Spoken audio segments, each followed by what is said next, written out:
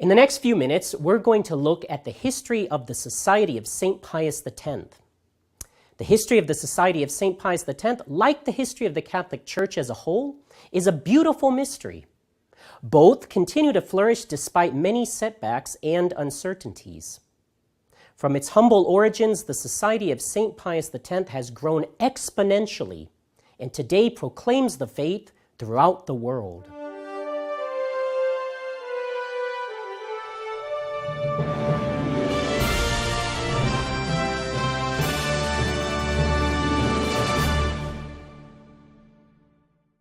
Archbishop Marcel Lefebvre, in response to the repeated requests of young men interested in a traditional priestly formation, founded the Society of St. Pius X on November 1st, 1970.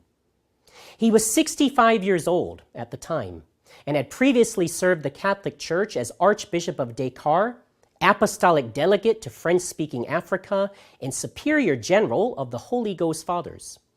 11 young men began their studies under the Archbishop at a new seminary in Écône, Switzerland. The local Bishop of Fribourg, convinced that this new seminary would bring great benefits to the Catholic Church, granted his official approval. The purpose of this new priestly order was poorly understood, however, even in Rome.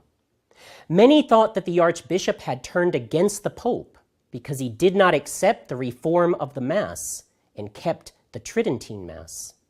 On the contrary, Archbishop Lefebvre insisted that he followed and obeyed the Holy Father, and that he was only continuing an unbroken Catholic tradition. He loved the Tridentine rite of the Mass and knew from experience how beneficial, even crucial, it was in forming holy priests. The Tridentine rite, after all, had never been suppressed, even though a newer vernacular rite was now permitted. Other modern tendencies which the Archbishop opposed were ecumenism, a viewpoint which considered all religions as beneficial and valid, and collegiality, which insisted that the Church be ruled primarily by the democratic process and bishops' conferences, limiting the power of the Pope as sole head of the universal Church, as well as each individual bishop's autonomy within his own diocese. Archbishop Lefebvre's strong stance on these issues did not please the Roman authorities, who wanted only the new vernacular rite of the Mass to flourish within a more liberal and modern church. Two apostolic visitors, therefore, conducted an official tour and inspection of the seminary at Écône in 1974.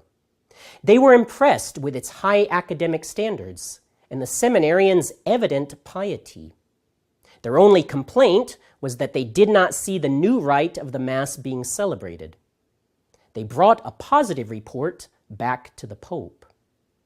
For further understanding and insight on this question, we recommend to watch the DVD, 40 Years of Fidelity, a history of the Society of St. Pius X, which can be found at angeluspress.org.